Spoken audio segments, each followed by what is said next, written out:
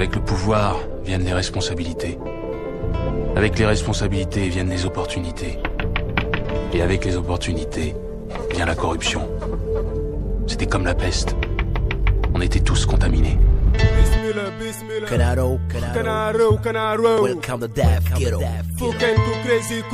As you know, corruption is a fact. Many say they ain't never gonna change. Foolishness. We gonna make a change. A change is gonna come.